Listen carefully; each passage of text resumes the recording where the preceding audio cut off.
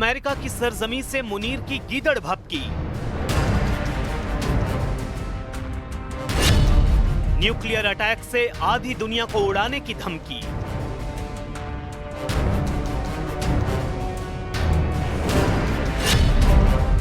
सिंधु जल समझौते के टूटने से तिलमिलाया मुनीर।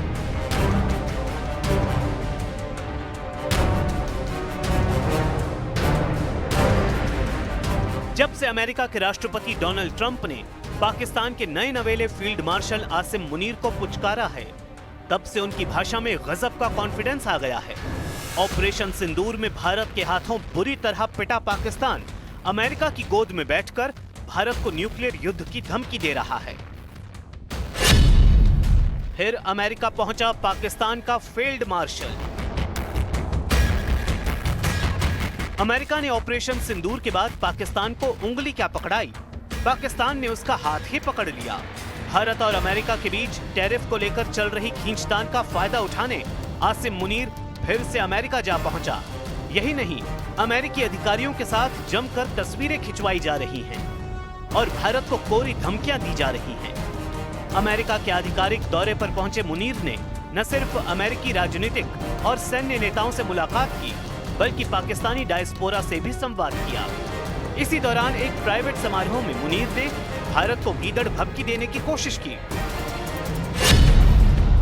हम एक परमाणु संपन्न राष्ट्र हैं और अगर हमें लगे कि हम डूब रहे हैं तो हम आधी दुनिया को अपने साथ ले डूबेंगे। इतना ही नहीं, मुनीर ने सिंधु जल समझौते के रद्द होने पर भी जमकर खींच निकाली। भारत का सिंधु जल संधि को निलंबित करने का फैसला 25 करोड़ लोगों को भुखमरी के खतरे में डाल सकता है।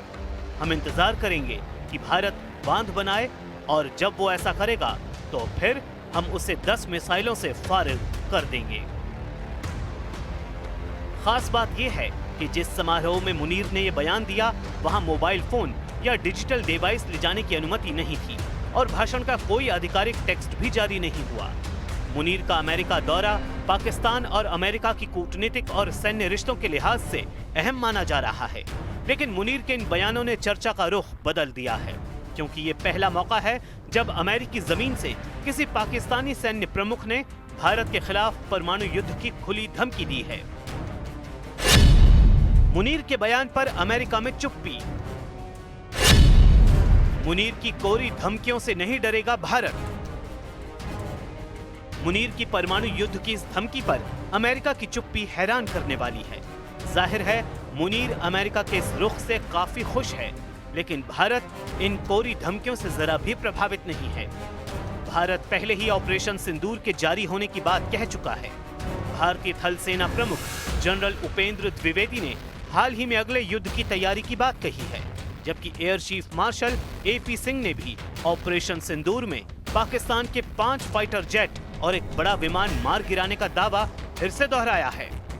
Apart from these, the SAGW systems, mostly from I'm talking about fighter aircraft are from S-400.